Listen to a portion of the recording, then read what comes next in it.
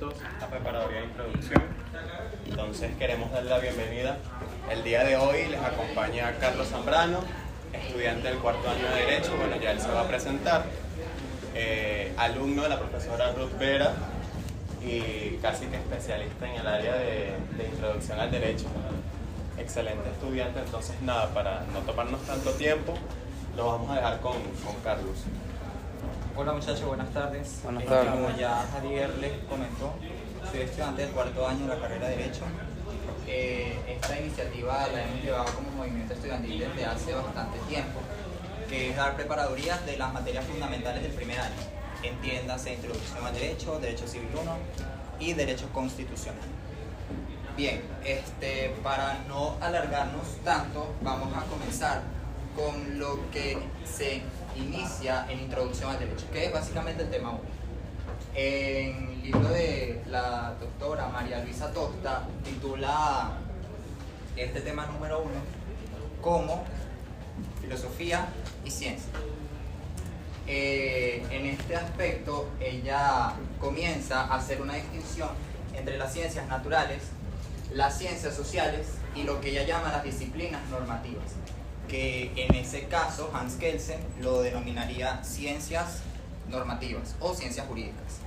Eso es un punto bastante discutible, si el derecho es una ciencia o no. Eso sería una tarea para otra ocasión. En este caso vamos a comenzar a explicar este cuadro, que básicamente lo que significa es colocar aspectos diferenciadores entre las ciencias naturales, las ciencias sociales y las disciplinas normativas. En primer lugar tenemos el objeto de estudio. Esto hace referencia a qué estudian. ¿Qué estudian las ciencias naturales? ¿Qué estudian las ciencias sociales? ¿Y qué estudian las disciplinas normativas? En primer lugar tenemos que las ciencias naturales estudian fenómenos naturales. Estos fenómenos naturales se distinguen de los fenómenos sociales y a su vez de las normas, que son el objeto de estudio de cada disciplina. ¿Qué hace referencia cuando se dice que se estudian fenómenos naturales? Bueno, básicamente lo que sucede en la naturaleza.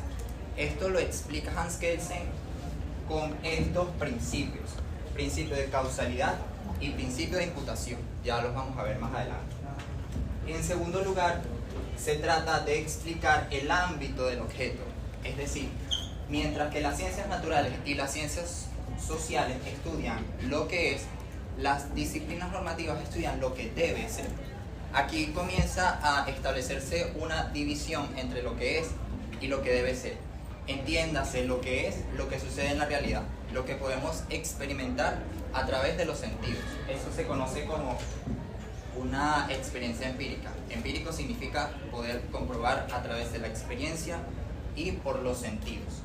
En cambio, las ciencias jurídicas, como lo llama Kelsen, o disciplinas normativas, como lo llama la doctora María Luisa Tosta, plantea lo que debe ser, incluyendo el deber, que es algo distinto a lo que es.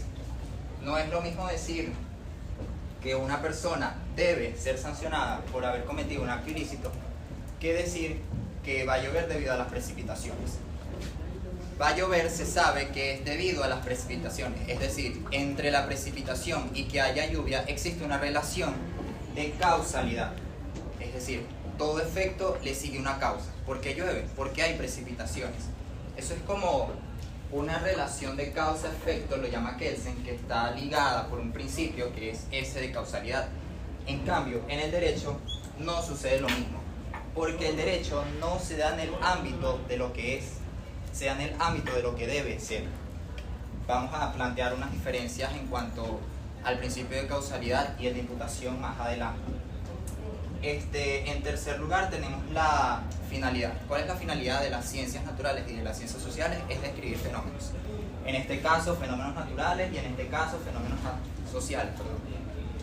Entiéndase fenómenos naturales, bueno, lo que estudian las matemáticas, la física, la biología, por ejemplo, el proceso de la fotosíntesis, por ejemplo.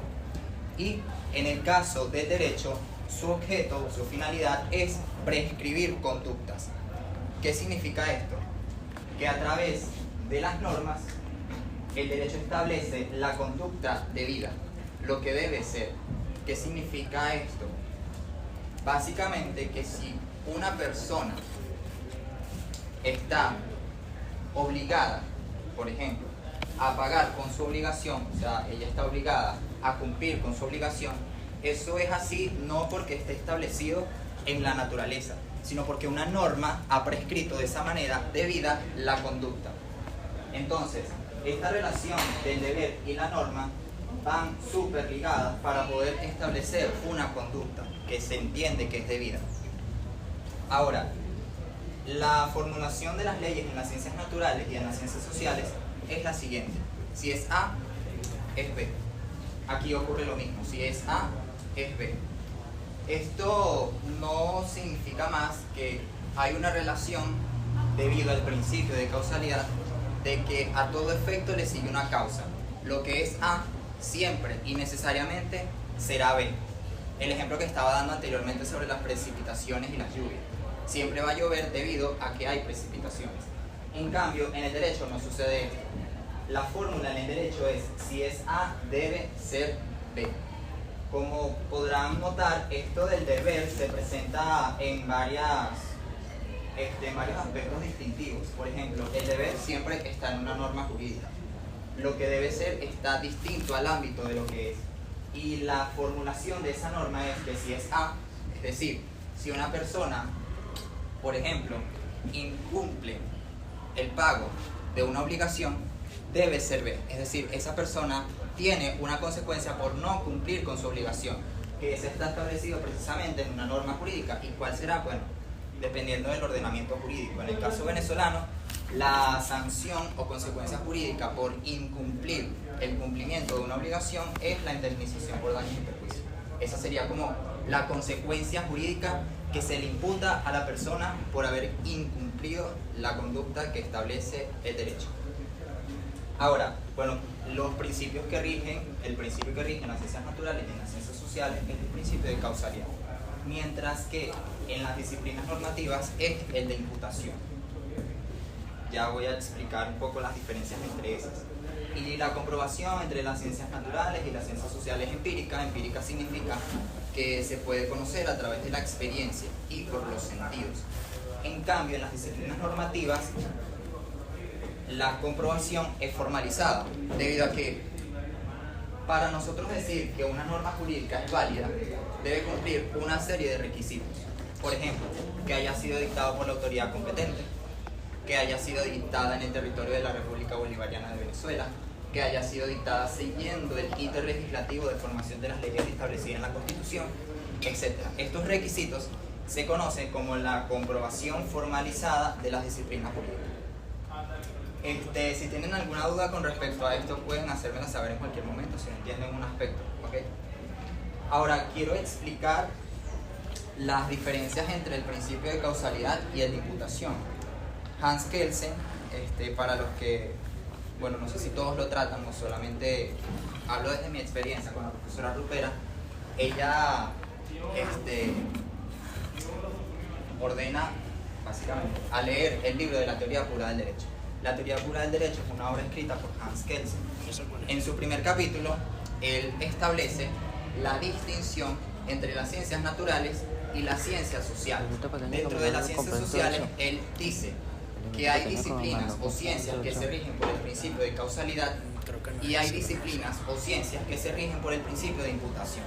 Ese principio de imputación es lo que él se llama la ciencia jurídica. ¿Y por qué? El principio de causalidad dice, ya lo he comentado anteriormente, a todo efecto le sigue una causa. Y esa relación es precisamente la formulación de la ley. Si es A, es B.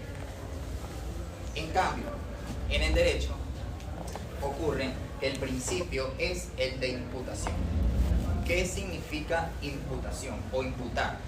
Básicamente es hacer responsable a una persona por una conducta que ha cometido contraria a derecho.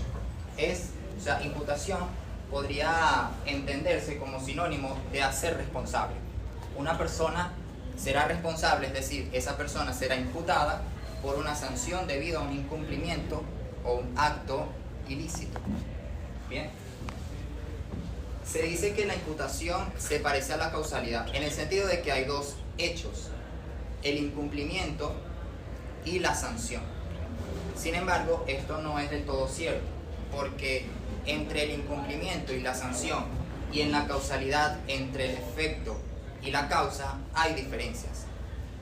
¿Cuáles pueden ser? En primer lugar, la causalidad sucede de manera universal y en todo tiempo. ¿Qué significa esto?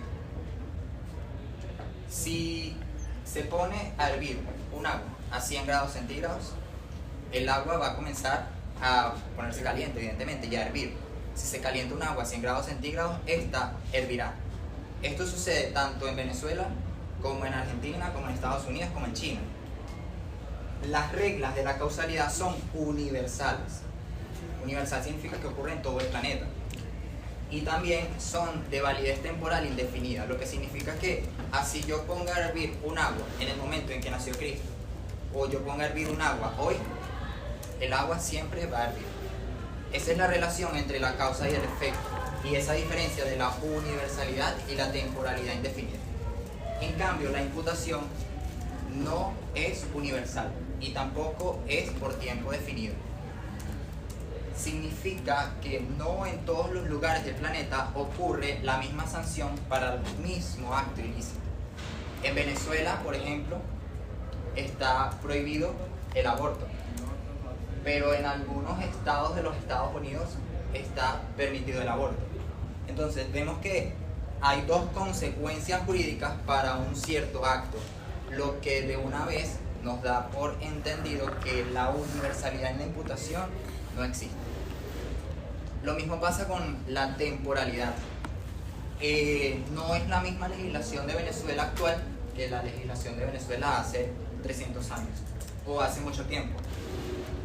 Lo que significa que el tiempo en la imputación es variable, así como su contenido, sus consecuencias y su sanción no son universales y tampoco existen por todo el tiempo. ¿Alguna pregunta con respecto a este esquema? Esas diferencias entre causalidad e imputación pudiera ser, no sé, en caso de los alumnos de la profesora Rupera, pudiera ser una pregunta de examen, no sé, diferencias entre causalidad e imputación, según Hans Kelsen. Esa diferencia que di no es la única. Hay otras que establece el autor, que dice que las causalidades son infinitas. Es decir, toda causa produce un efecto que a su vez ese efecto se constituye en causa de otro efecto. Es como una cadena infinita de causas y efectos. En cambio, en la imputación no es así. Solamente existe un acto ilícito, seguidamente una sanción, que se le imputa ese acto ilícito. Y listo. No hay una relación de cadenas infinitas de actos ilícitos y sanciones. Otra diferencia, y la última, es que la causalidad pertenece al mundo de la necesidad. Es decir, necesariamente el agua debe hervir cuando se calienta a 100 grados centígrados. No hay otra opción. De la misma manera el metal. Si pones a calentar un metal, necesariamente se volverá otro tipo de material, básicamente líquido. En cambio, en la imputación no sucede esto, porque la imputación presupone la libertad. Las personas se presupone que son libres y tienen el libre albedrío para elegir entre si cometer el acto ilícito o ejecutar el deber que la norma indica. Ella tiene la decisión de si ir en contra de la norma o obedecer. Si vas en contra de la norma, la consecuencia será básicamente una sanción, según la perspectiva de Hans Kelsen. Y esas diferencias entre imputación y causalidad. ¿Alguna pregunta? Bueno, todo claro. Bien, vamos a pasar a lo que la profesora María Luisa Tosta titula como Derecho Moral y Convencionalismo Social, que es el tema número 2. Ella establece unos caracteres de distinción entre precisamente el derecho, la moral y los convencionalismos sociales. Esos caracteres son los siguientes.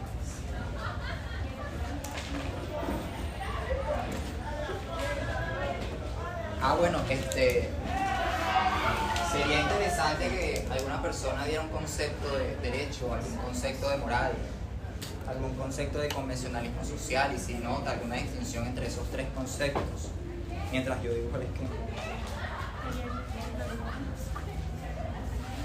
¿Qué ibas a decir algo? ¿Qué es el derecho para ti? Normas que regula la sociedad. Normas que regulan a la sociedad. Y la moral no son normas que regulan a la sociedad. O la moral regula al individuo. Al individuo.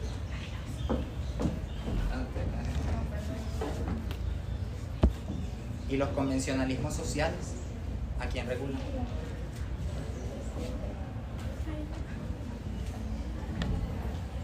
Regular el comportamiento que nosotros tenemos en sociedad, ¿no? Ajá. Ajá. ¿Y qué se diferencia del derecho? Porque el derecho también regula los comportamientos sociales. El derecho sociales. trae consecuencias jurídicas, ¿no? Y los convencionalismos sociales los podemos cometer. O sea, si hay una ley que nosotros no hacemos algo, por ejemplo, caminar desnudo por la calle, nosotros podemos hacerlo, pero moralmente no lo hacemos porque vamos a ser mal vistos delante de la sociedad, ¿no? Y ese mal visto de la sociedad no podría verse como una sanción.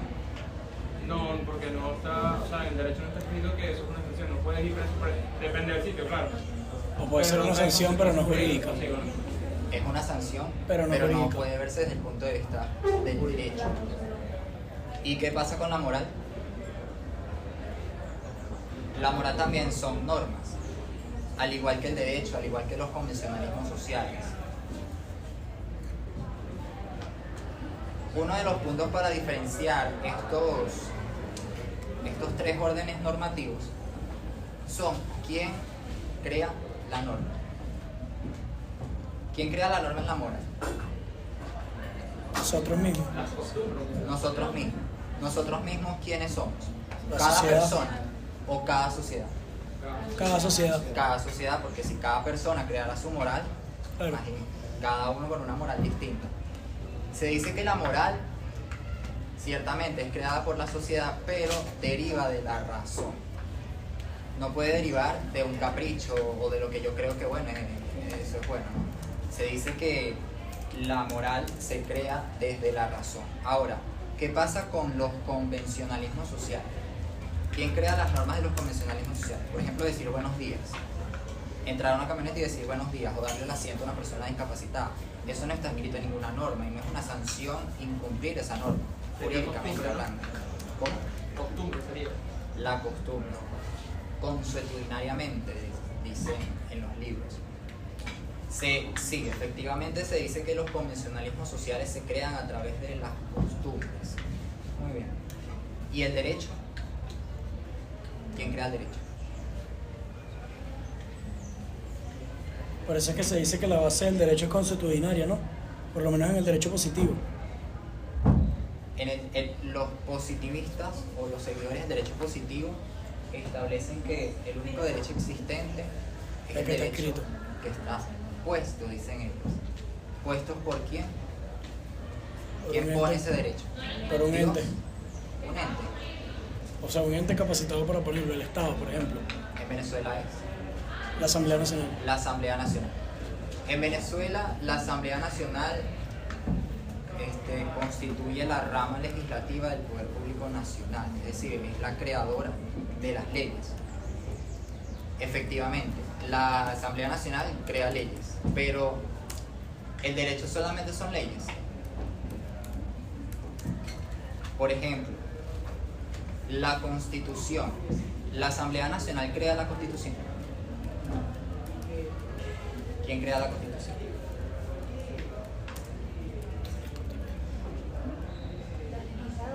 Los legisladores. ¿Dónde están los legisladores? En la Asamblea Nacional. Se conoce como diputados, en el caso venezolano. Bueno, la Constitución.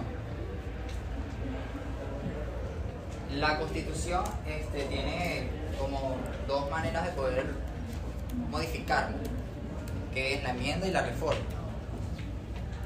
Pero tiene una manera de poder crear una nueva Constitución. Es lo que se conoce como la Asamblea Nacional Constituyente. La Asamblea Nacional Constituyente es como el poder máximo o la expresión máxima de la soberanía popular. La soberanía popular se entiende que no hay nada por encima de la soberanía. Por lo tanto, ella es la quien tiene en sus manos crear una constitución.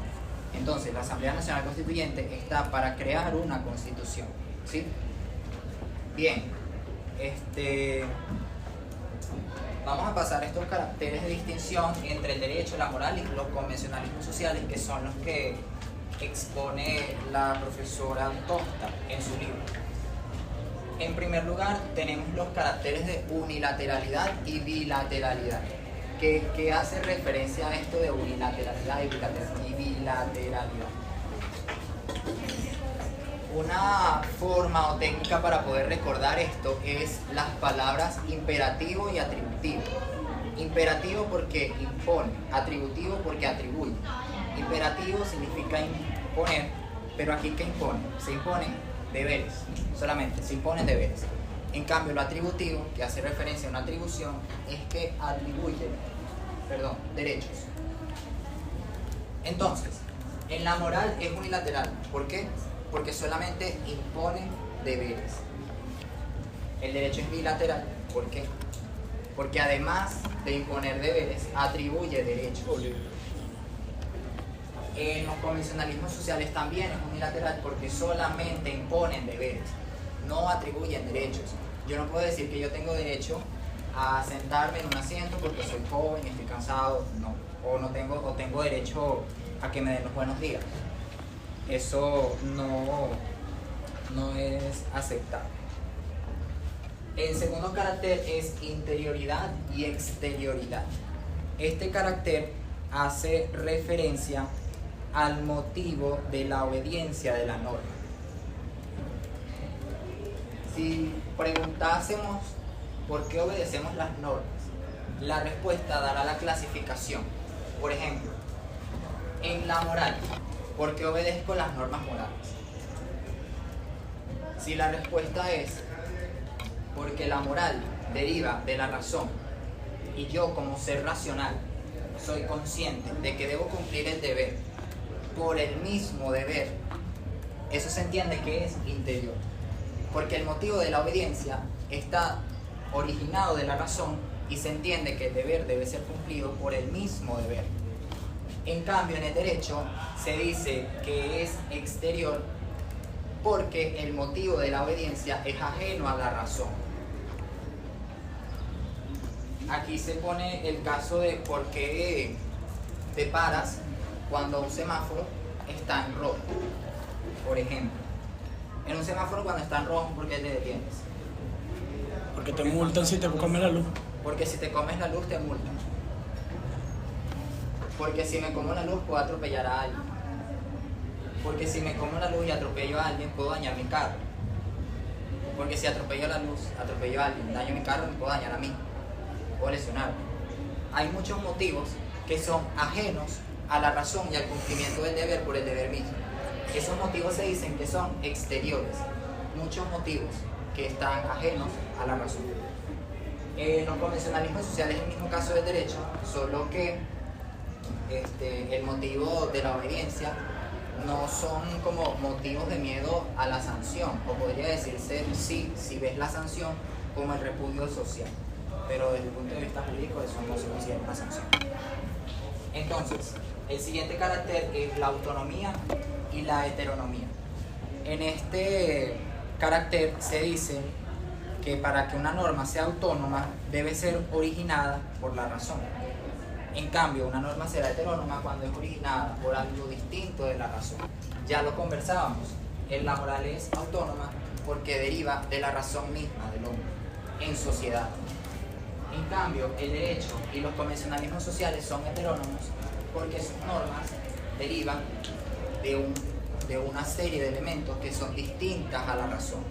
Por eso se dice que el derecho y los convencionalismos sociales son heterónomos.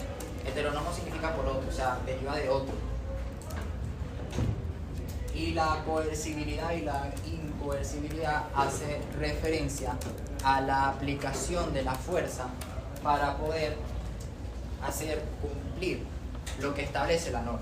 incluso si la persona misma no lo quiere cumplir. Incoercibilidad es la moral y los convencionalismos sociales, porque no se le puede exigir a la fuerza que una persona diga los buenos días, que dé el asiento en el metro o en la camioneta.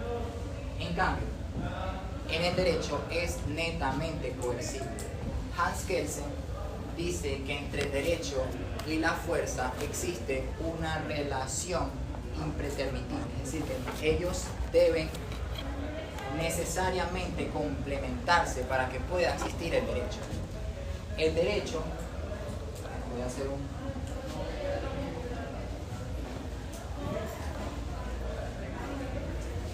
el derecho tiene como dos puntos de vista. Por un lado tenemos la validez, por otro lado tenemos la eficacia.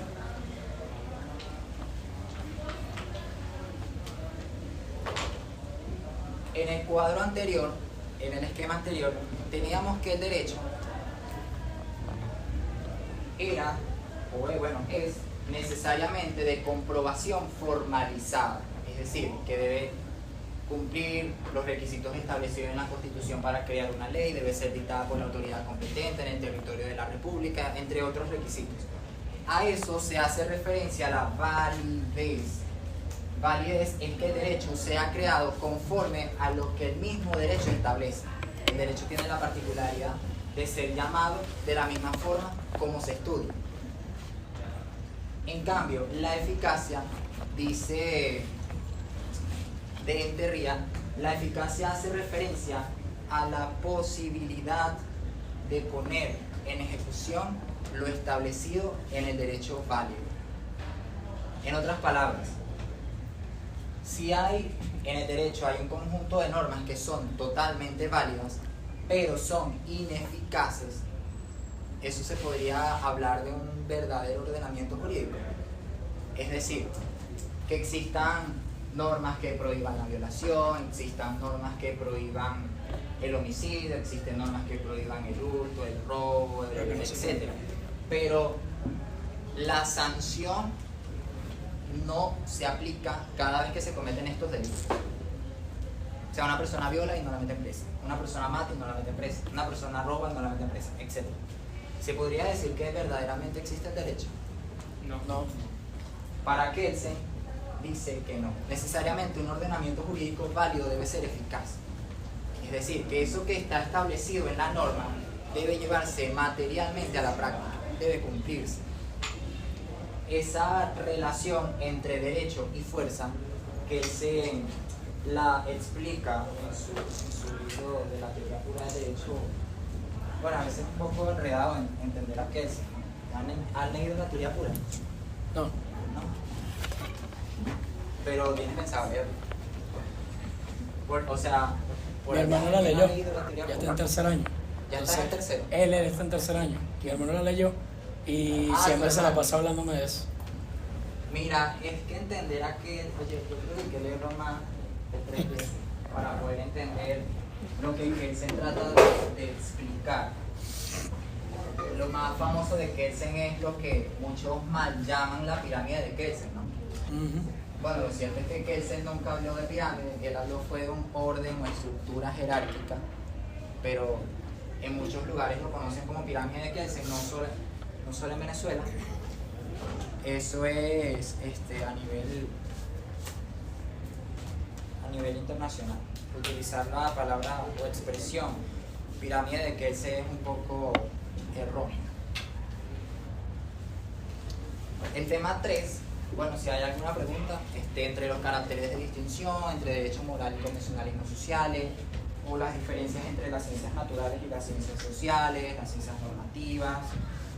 Bueno, entonces es el momento para ir aclarando cualquier punto que hemos tratado puede ser pregunta de examen, así que si no los tienen claro, este es el momento para poder aclararlos. Bien, si no hay ningún comentario, vamos a pasar al tema 3. Al tema 3, la profesora lo denomina terminología elemental y es básicamente para explicar los distintos conceptos que se le atribuyen al término derecho. Derecho puede ser conocido desde un punto de vista extrajurídico, es decir, fuera del derecho. Como, bueno, una persona que es derecho, él es derecho. O sigue derecho por aquí. Se dice que, bueno, vamos a seguir el camino de derecho. La palabra derecho se puede utilizar en un lenguaje extrajurídico, pero también en un lenguaje netamente jurídico y formal. Desde este punto de vista, se habla en primer lugar, la diferencia entre derecho objetivo y derecho subjetivo. ¿Vas a decir algo? Te vi que levantar. La diferencia entre derecho objetivo y derecho subjetivo. El derecho objetivo es entendido como el conjunto de normas jurídicas impuestas por la autoridad competente en un tiempo y en un espacio determinado. En cambio, a lo que se refiere el derecho subjetivo es a la facultad, potestad o atribución que tiene la persona conferida por el derecho objetivo. ¿Eso se entendió? ¿O no? No. A ver, cuando hablamos del derecho objetivo, nos referimos al Código Penal, a la Constitución, al Código Civil. Imagínate que aquí en Venezuela están todas las normas. Todo esto conforma el derecho objetivo. Bien. Ahora, derecho objetivo, normas. Esas son normas que están ahí escritas. ¿Qué sucede con el derecho subjetivo? Un autor dice que es la personalización del derecho. Es decir, que lo que está ahí escrito me afecta o me beneficia a mi persona. De esa manera, lo objetivo se vuelve subjetivo porque me afecta a mí. Por ejemplo, el artículo 405 del Código Penal establece la sanción a la persona que mate a otra persona. Entonces, se puede decir que allí se protege el derecho a la vida, debido a que si una persona mata a otra, esa persona irá presa. O el delito de robo o el delito de hurto, que protegen a la propiedad de la persona. ¿Claro hasta ahí?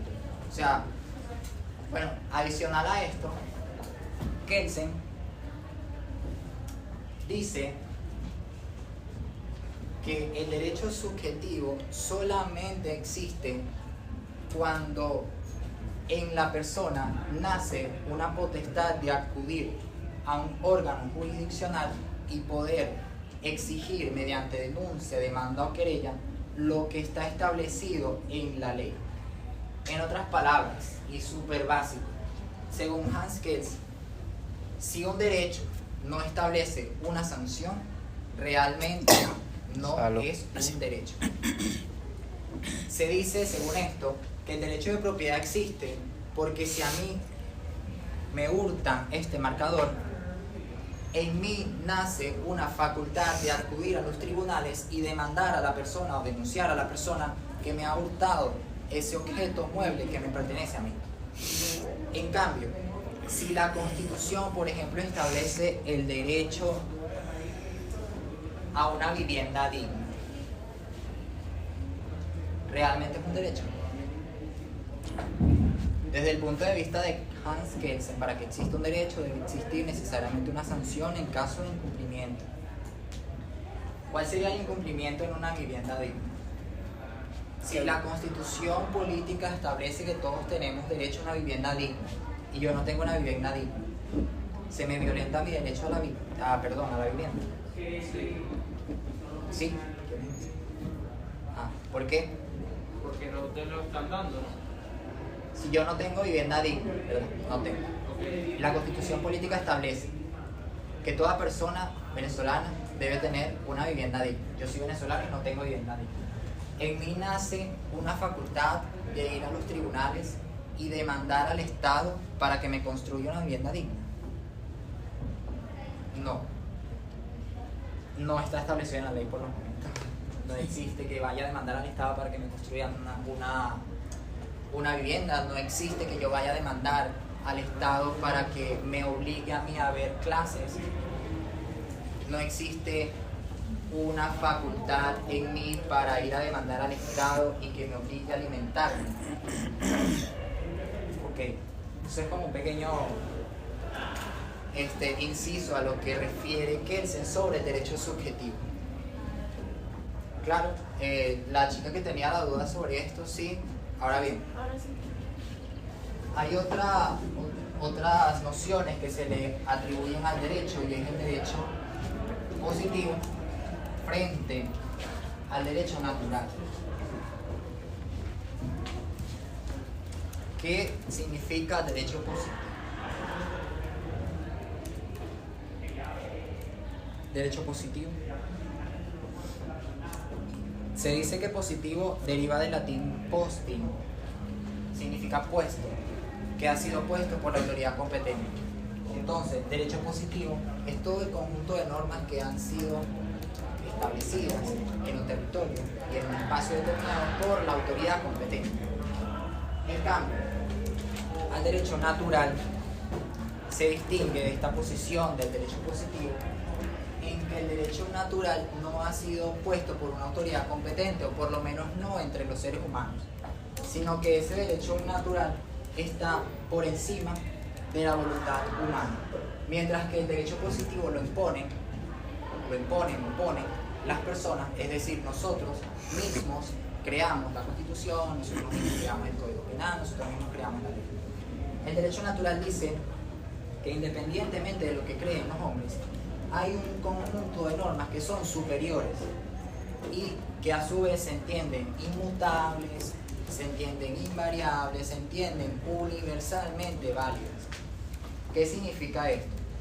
Si por ejemplo se garantiza el derecho a la vida, según el derecho natural, el derecho a la vida es uno de los derechos fundamentales. Entonces, que un ordenamiento jurídico establezca la pena de muerte estaría en contra del derecho fundamental a la vida. El derecho positivo puede decir, bueno, se permite la pena de muerte, no se permite la pena de muerte, se permite las cadenas perpetuas, etc. Esto quiero hacer ver que el derecho positivo es variable. Depende de la voluntad de la autoridad competente de cada estado. No es lo mismo el ordenamiento jurídico ruso, chino, venezolano, estadounidense, por lo que es variable. En cambio, el derecho natural es uno solo. El mismo ordenamiento jurídico se entiende que es universalmente válido. En todo el planeta debería regir el principio o garantía o derecho a la vida, derecho a la propiedad, derecho a la libertad, etc.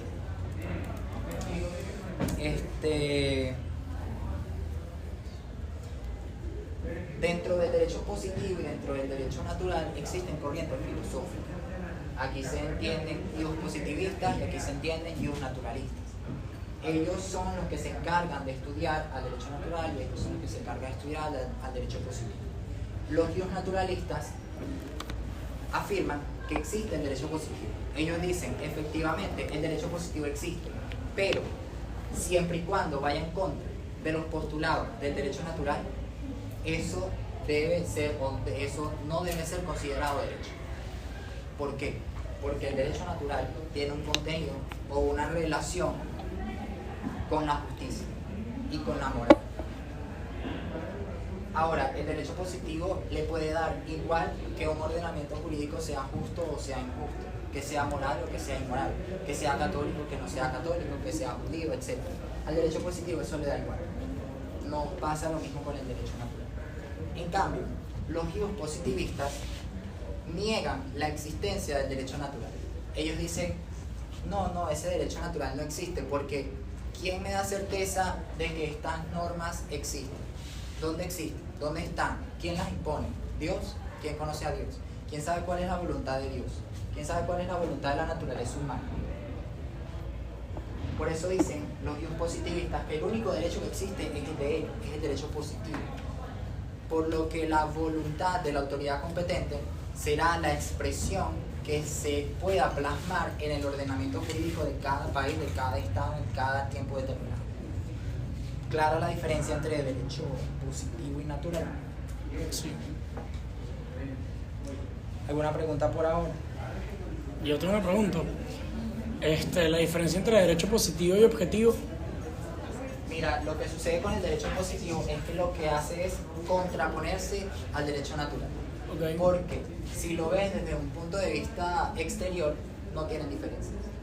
Porque el derecho positivo se dice que deriva del póstumo que ha sido puesto por la autoridad competente, pero resulta que en el derecho objetivo se conoce el conjunto de normas que han sido la expresión de la autoridad competente, que rigen en un momento y en un espacio determinado. El derecho positivo surge como corriente filosófica para contraponerse al derecho natural. Ah, ok. Esto no pertenece a un movimiento filosófico. Ok, entiendo. ¿Alguna otra pregunta? Vamos a hacer esto un poco. Otra noción es derecho público y derecho privado. Derecho público y derecho privado. Existen muchas tesis para poder diferenciar el derecho público del derecho privado, pero yo les voy a explicar una sola. Se dice que en el derecho público hay una relación jurídica entre, por un lado, el Estado en el ejercicio de imperio. Va a significar imperio como una corona, porque tiene poder, frente al particular. En cambio, el derecho privado, la relación jurídica es entre particular y otro particular.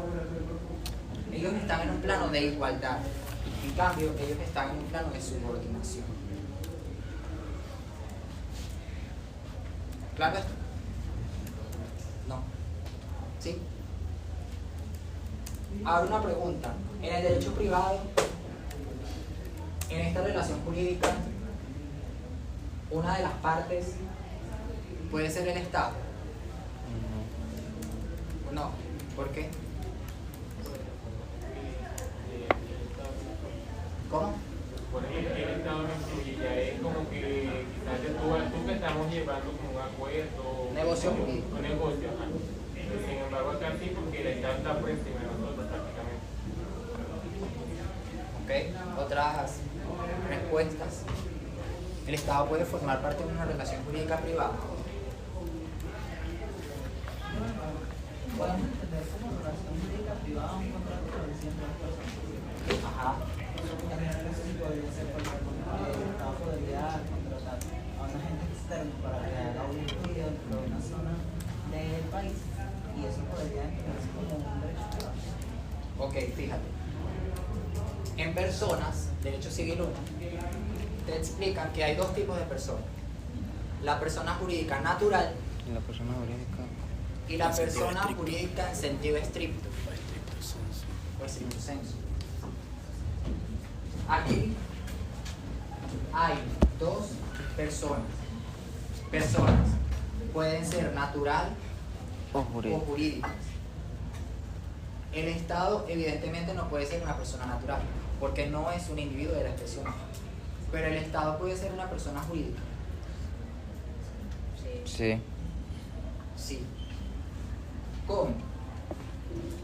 La respuesta corta es que el Estado puede constituir una empresa, una compañía. ¿Y qué es una compañía? Una persona jurídica. Entonces, por ejemplo, PDVSA, para que sea más claro. PDVSA, titularidad de PDVSA es el Estado. Pero aquí esa relación sería entre, por ejemplo, un Estado.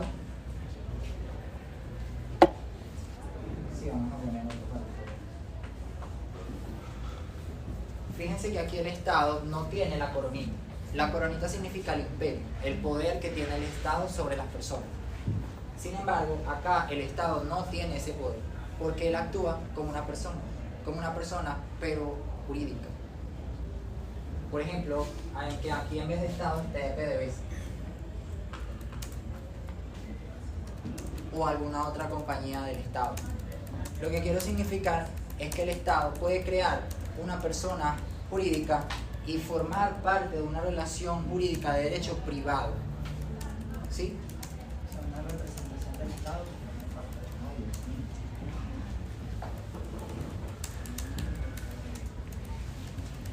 Ojo, hay muchas teorías para diferenciar derecho público y derecho privado, pero esta es una de las más comunes y más fáciles de ver. Otra distinción es, creo que ya lo habíamos visto, derecho eficaz y derecho ineficaz. Básicamente, derecho eficaz es si se puede Sí, lo habíamos visto. ejecutar lo establecido en la norma, y derecho ineficaz es si no se cumple lo establecido en la norma. Otra diferencia es entre derecho sustantivo y derecho adjetivo. Se dice que el derecho sustantivo es el que contiene los derechos y las obligaciones. Derecho sustantivo contiene derechos y obligaciones. En cambio, el derecho objetivo establece el procedimiento para hacer valer esos derechos y esas obligaciones. Por ejemplo, el Código Civil establece derechos y obligaciones. Por tanto, el Código Civil es una norma de derecho sustantivo. En cambio, el Código de Procedimiento Civil establece cómo se establecerá el procedimiento para hacer valer esos derechos y esas obligaciones. Se dice que el Código de Procedimiento Civil es una norma de derecho adjetivo. ¿Alguna diferencia? ¿Alguna pregunta, duda o inquietud? Enigma o incógnita, acertijo o interrogante, observación, comentario. Con esto finalizamos, bueno, se finaliza generalmente. El tema 3 es establecer las diferentes nociones que se le dan al derecho, ¿no? Bueno, el derecho, ¿qué es el derecho?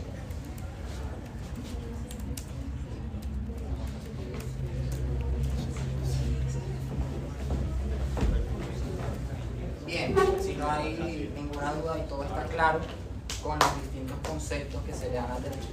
Si no, ninguna duda. Ok. El tema 4, solamente voy a decir del tema 4 que se titula Los fines del derecho, que generalmente se le atribuyen tres: justicia, bien común y seguridad jurídica. Por temas de tiempo, solamente voy a decir eso sobre el tema 4, para pasar al tema 5, que es el tema de la norma. Bueno, tema 5, la norma jurídica, es el siguiente tema que vamos a explicar. Se comienza preguntando este tema, que la definición de la ley. ¿Qué es la ley? La Constitución misma la define en el artículo 202, dice que la ley es el acto sancionado por el órgano legislador, es decir, la Asamblea Nacional sigue el delito legislativo, el cumplimiento de la formación de las leyes. Eso está establecido en el artículo 202. ¿Y qué es un código? O sea, luego de la ley está la definición de código. El mismo artículo lo establece. Dice que el código es una ley que regula sistemáticamente las materias en un mismo sistema. Por ejemplo, el Código Civil, el Código de Comercio, el Código de Procedimiento, etc. Luego viene la definición de artículo. El artículo, bueno, básicamente es como una parte de la ley. Se fragmenta la ley en artículos, ¿sí? Igualmente la Constitución, igualmente los códigos. Se pasa a la definición de la norma. Yo tengo una norma aquí, la definición de la norma de manera textual, para evitar errores en la definición.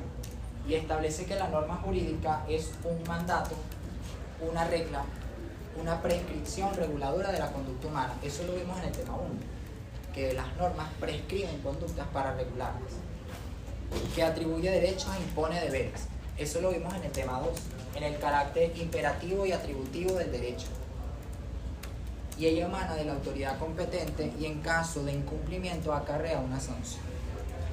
Lo que emana de una autoridad competente también lo vimos en la diferencia de quién crea el derecho, quién crea la moral y quién crea los convencionalismos sociales. Vamos a ver los elementos de la norma jurídica, que básicamente son dos: el supuesto de hecho y la consecuencia jurídica. Estos dos están unidos por un nexo. El nexo jurídico. Elementos de la norma: supuesto de hecho, nexo, consecuencia jurídica. ¿Sí? Se dice que el nexo une a la consecuencia jurídica con el supuesto, o une el supuesto con la consecuencia. Ahora, ¿qué es el supuesto de hecho? Su mismo nombre lo indica. La misma norma establece que de manera hipotética se ejecute una conducta o unos elementos que prescriben la conducta, que están en la misma norma. Entonces podríamos decir que el supuesto de hecho es la circunstancia que la misma norma describe de una determinada conducta.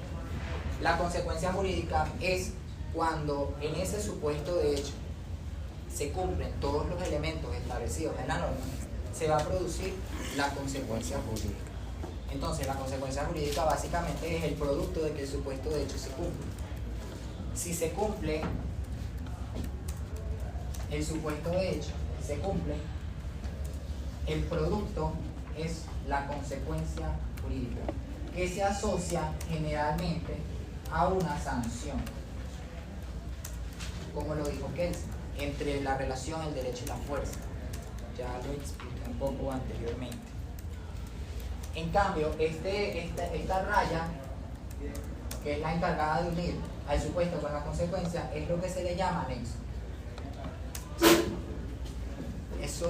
Esos son los elementos de la norma jurídica: supuesto de hecho, nexo y consecuencia jurídica. Ahora, cuando hablamos de la estructura de la norma jurídica, se dice que está estructurada de la siguiente manera: si es A, debe ser B. Eso lo vimos, creo que en el tema 1, en el cuadro de la formulación de la ley. Si es A, debe ser B.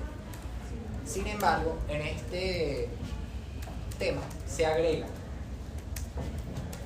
si no es B, debe ser C.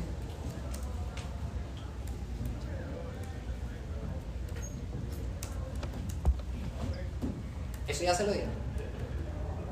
¿No? Por ahí. Sí. Él lo mencionó y luego se puso a hablar de su carro. De su carro. Bien. En caso de propiedad. En clase. Para Hans Kelsen, esta parte de la norma es denominada norma primaria. Norma primaria. Para Kelsen, esta parte de la norma se denomina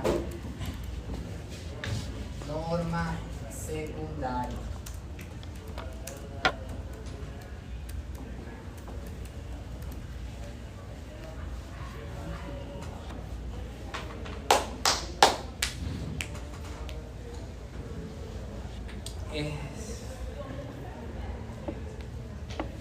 ¿Por qué Kelsen llama a lo que pareciera ser segundo primaria y a lo que pareciera ser primero secundaria?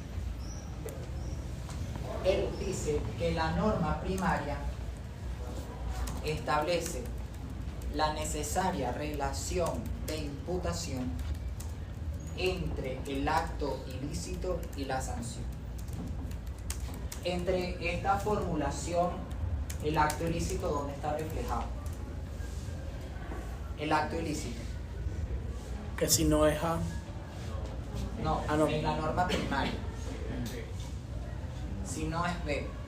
Si no es B, es el acto ilícito. Debe ser C. ¿Qué sería? La consecuencia. La consecuencia jurídica, que generalmente se le conoce como sanción, o se le atribuye a la consecuencia el elemento de la sanción. Ahora, esto de acá arriba, ¿qué será? Porque Kelsen le da preponderancia a la norma primaria porque es la que enlaza a través del principio de imputación al acto ilícito con la sanción.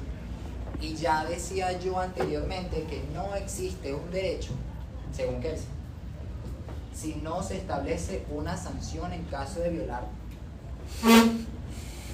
¿Qué sucede con debe ser C? Debe ser C es el deber jurídico. Deber jurídico. ¿Por qué se dice que es el deber jurídico? Porque si tú cumples con tu deber, no se va a producir un acto ilícito y por lo tanto no va a acarrear una consecuencia jurídica. el cumplimiento del deber implica básicamente cumplir la norma, cumplir la ley. En cambio, acá, por eso se llama acto ilícito, porque estás ejecutando un acto, una manifestación, producto de tu intelecto, de tu voluntad, que va en contra de lo establecido en una norma. ¿Y cuál es la consecuencia inmediata? Pues una sanción, básicamente. Entonces, si tú cumples con tu deber, la sanción ¿se produce o no se produce? Si cumples con el deber, no se produce. Si no cumples con el deber, la sanción se produce. ¿Sí? Eso es básicamente lo que establece este esquema. La norma primaria se habla del cumplimiento del deber. Si tú cumples con el deber, no vas a tener ninguna sanción porque tu actuación está acorde a derecho. En cambio, si tu deber es contrario a lo que establece la norma jurídica, lo que debería ocurrir es el producto o la consecuencia jurídica. Bien, vamos a poner un ejemplo muy sencillo, que es el tema del homicidio. Vamos a suponer que A significa estar vivo y ser una persona humana, evidentemente, ser una persona humana y estar vivo. Si hablamos del homicidio, ¿cuál sería el deber? Si todas las personas estamos vivas, conjuntamente en sociedad, para hablar del tema del homicidio, ¿cuál sería el deber? El deber jurídico en esa relación humana en donde todos estamos vivos. ¿Cuál sería? Mantenerlos vivos. Mantenerlos vivos, que se traduce en no matar. No matar. Si es, vamos a suponer que A es que estamos vivos. Si todos estamos vivos en sociedad, el deber será no matar. ¿De acuerdo? Okay. ¿Qué sucede aquí? Si B es no matar, ¿qué será no es B? Si se mata. Es lo contrario al deber, porque el deber está ahí arriba. El deber es no matar. Si aquí dice si no es B, significa que es contrario al deber. El deber se contraría. Entonces, ¿qué sucede acá? Si matas, que sería un acto ilícito, debe ser C. Consecuencia jurídica. Consecuencia jurídica, que es una sanción. Entonces, si matas, debes ser sancionado. Así está estructurada básicamente la norma primaria y la norma secundaria en un ordenamiento jurídico que Kelsen lo llamaría una norma de carácter positivo, primaria y perfecta, porque establece el acto ilícito y la sanción, claramente definido, el acto y la sanción. O la norma primaria establece el acto ilícito y la consecuencia jurídica producto de ese acto ilícito. Otra cosa que les quería comentar acá, el Código Penal, por ejemplo. Sé que no han visto penal, no sé si hay alguien de segundo año. El Código Penal estará establecido mediante imperativos categóricos o hipotéticos. Imperativos categóricos hipotéticos. ¿Qué significa esto? Imperativo impone, básicamente. Categóricos, una imposición de forma absoluta. Esto va referido al absolutismo. Una imposición absoluta significaría, verbi gracia, no mates, no robes, no hurtes, no violes, no asesines, no secuestres. Ahora, un imperativo hipotético está condicionado. Condición. Establece que para que se produzca esa imposición debe producirse una serie de condiciones. Esas condiciones es lo que acá se entiende como acto ilícito, que en los elementos de la norma, ¿cómo se llamaban? Que son 3 aquí, habían 3. Supuesto de hecho, nexo y consecuencia. Esto es el supuesto de hecho. El debe es el nexo y esto es la consecuencia jurídica, ya está ahí marcado. ¿Qué ¿Qué quiero referir con esto?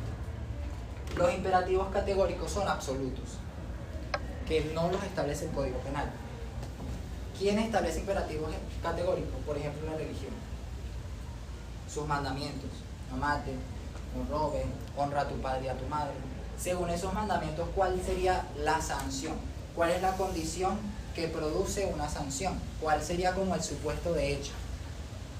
No se ve claramente, no existe, porque es un imperativo categórico. Esa imposición está puesta de manera absoluta. En cambio, el imperativo hipotético supone una condición. Esas condiciones son o es el supuesto de hecho. Lo que quiero significar e ilustrar es que el Código Penal no dice no mates, no robes, no hurtes, no violes. El Código Penal dice: si matas, irás preso. Si robas, irás preso. Evidentemente con una serie de elementos más extensos, pero eso es lo que quiere significar básicamente. Si secuestras, vas preso. Si robas, vas preso. Si hurtas, vas preso. Si matas, vas preso. Si abortas, vas preso. ¿Alguna pregunta con respecto a esto? En un inicio mencionó lo de la ley, el código y el artículo. ¿Me podría decir en qué artículo está eso para buscarlo después? Artículo 202. Ah, ok, gracias. Es la definición de ley y de código. De la Ley y Constitución. código. Ok. Aquí, si quieren lo lees para que tengan, mientras yo borro. Artículo 202, creo que es ese. La ley es el acto sancionado por la Asamblea Nacional como cuerpo legislador. Las leyes que reúnan sistemáticamente las normas relativas a determinada materia se podrán denominar códigos. Gracias. Básicamente, la Asamblea Nacional es la que crea las leyes. Pero la Asamblea Nacional, además de crear leyes, crea muchas cosas.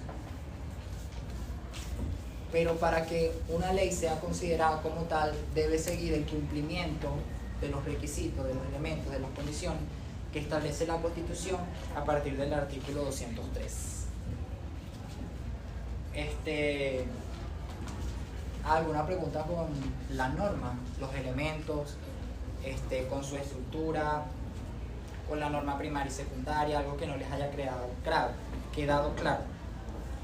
Algo que me faltó comentarles es que, como que él se denomina la norma primaria, la norma completa y perfecta, porque establece de manera clara el acto ilícito y la sanción, de ella se puede inferir la norma secundaria. ¿Por qué? Porque si el Código Penal establece en el artículo 405, por ejemplo, dice: el que intencionalmente haya dado muerte a alguna persona será penado con presidio. El que intencionalmente haya dado muerte a alguna persona será penado con presidio. ¿Esa norma es primaria o secundaria? Secundario. ¿Por qué? Porque impone... no sé. La primaria. ¿Por qué? Primaria. ¿Puede volver a repetir el artículo? Sí, El que intencionalmente haya dado muerte a alguna persona será penado con presidio. Porque hay un acto ilícito, o sea, está nombrando un acto ilícito y tiene una consecuencia. Sí, comenta. bueno, esa no es la primaria. Por eso. La de si no es B, debe ser C. Ajá. Si no es B, debe ser C. Sí. Esa es la norma primaria. Esto es un claro ejemplo de una norma primaria. Por eso. Una norma primaria. Yo dije que secundaria. No confundir Sí, norma mierda, primaria también. con norma secundaria. La norma secundaria se infiere de la primaria. ¿Por qué? Porque si ese artículo me establece: el que haya dado muerte a alguna persona será penado con presidio, Que lo quito. ¿cuál es el deber jurídico? No hacerlo, o sea, no... No dar muerte a alguna persona. Exacto. Ese es el deber. Pero el deber está en la norma. ¿O tú lo infieres? Yo lo infiero. Se mete la norma Se y- infiere, porque la norma establece el acto ilícito y la sanción. La norma es primaria, Ok. pero la norma secundaria debes inferirla. Generalmente no hay normas secundarias escritas en la ley. Generalmente es lo que él se debería llamar como el ordenamiento jurídico completo y perfecto. ¿Por qué? Porque, bueno, como ya les comenté, No existe derecho si no existe sanción, según Kelsen. ¿Qué quiero significar con esto? Que cuando ustedes vean una norma, no directamente establezcan que es una norma secundaria. ¿Por qué? Porque la norma secundaria solamente se deriva de la norma primaria. Es decir, para que exista una norma secundaria, debe existir la primaria. necesariamente una primaria. Ahora, una pregunta. ¿Cada artículo es una norma?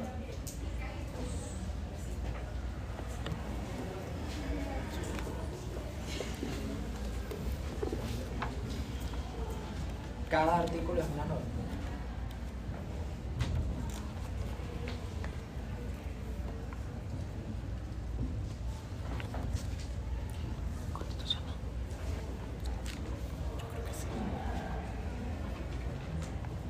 ¿Sí o no?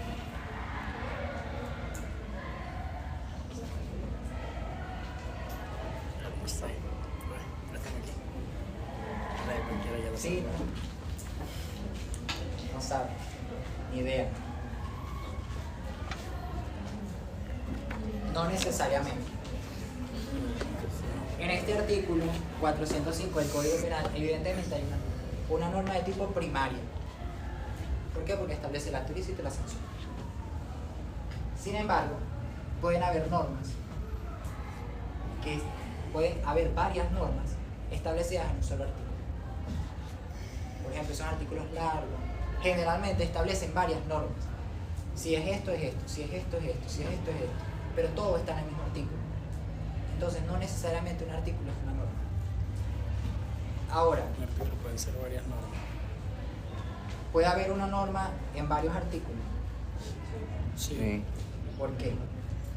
¿Y cómo? ¿Qué establece la norma primaria? Que si es B debe ser C. Acto ilícito y sanción. Y puede haber una norma primaria en varios artículos. No, ¿Por qué? pues ya lo está aclarando en uno. O sea, si ya está escrito en Pero uno. si no está escrito. O sea, es la posibilidad o no de que exista una norma primaria en varios artículos. Sí, porque hasta donde tengo entendido creo que hay artículos que se concatenan con otros. Entonces, por ejemplo, en Derecho Civil hemos visto que de repente, si en un artículo dice, o sea, no sé, una cosa, de repente puedes agarrar otro artículo que también hace como referencia a este mismo. Exactamente. Varios artículos pueden constituir una sola norma. ¿Por qué? Concatenado. Porque el artículo 1, artículo 2 y artículo 3 establece ciertos supuestos. Pero en el artículo 80 dice, en caso de incumplimiento de los supuestos en el artículo 1, 2 y 3 será esta sanción. Entonces, en varios artículos hay una sola norma jurídica. ¿Eso está claro? Un ejemplo de código civil con el artículo 5 de Entonces la pueden persona. haber varias normas en un artículo y puede haber una norma en muchos artículos. ¿Eso está claro? No, lo puedo volver a decir. Claro. Un artículo, artículo 1, artículo 2, artículo 3 del Código Civil, etc., es una parte para dividir la ley. ¿Sí? Divide con artículos la ley. Ahora, en un artículo pueden existir varias normas jurídicas. ¿Por qué? Porque una norma jurídica primaria establece un acto ilícito y una consecuencia, un acto ilícito y una sanción. Pero en un mismo artículo pueden haber varios supuestos con varias consecuencias en un mismo artículo, porque el artículo es largo, por ejemplo. Pero también puede existir una sola norma jurídica en varios artículos. Artículo 1 establece un supuesto, artículo 2 establece otro supuesto, artículo 3 otro supuesto. Pero al final de la ley dice que en caso de incumplimiento de alguno de estos supuestos, la sanción será X. O sea, en el último artículo se establece la sanción a estos actos ilícitos. ¿Sí?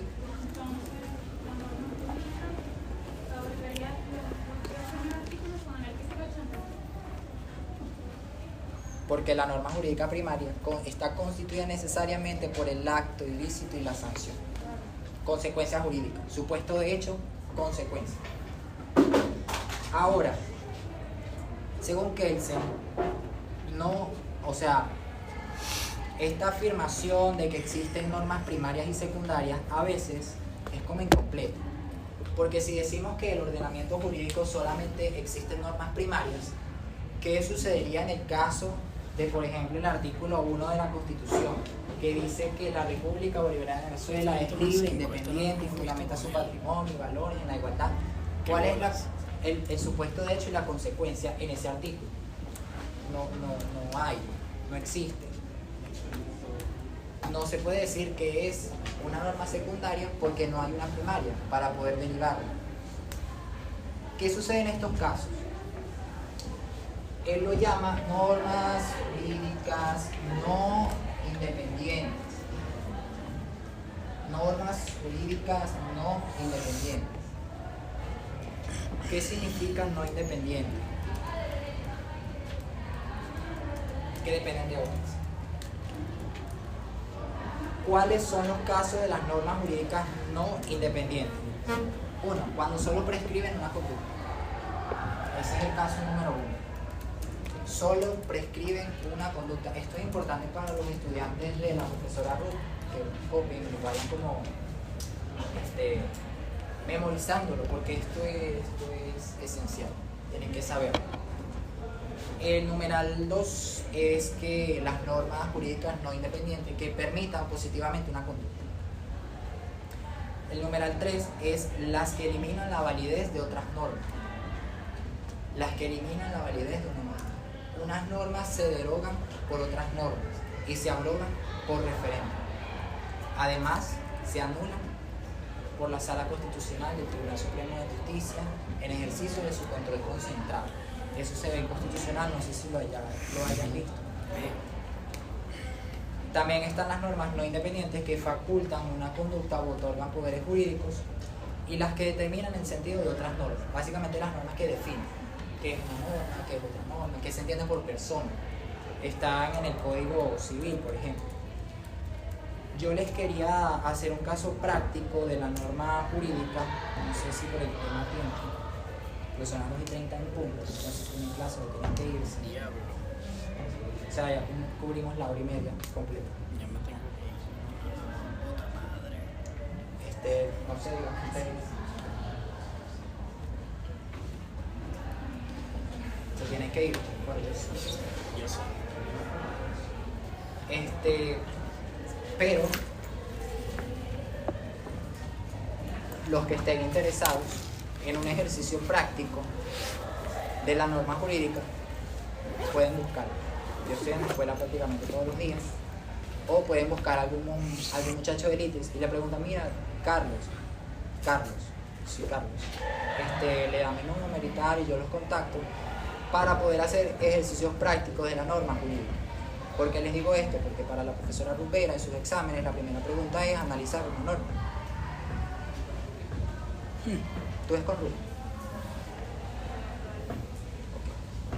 Bueno, no sé si solamente Ruth hace esto, pero creo que la profesora Ana también pone a analizar las normas.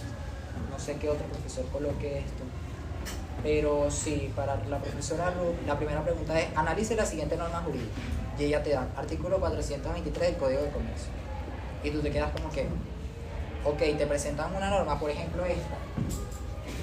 Escucha, esto fue una norma pregunta de examen. El endosante, salvo pacto en contrario, es garante de la aceptación y del pago. Puede prohibir un nuevo endoso, en cuyo caso no garantiza la aceptación y el pago con respecto a las personas a las cuales ha sido posteriormente endosado.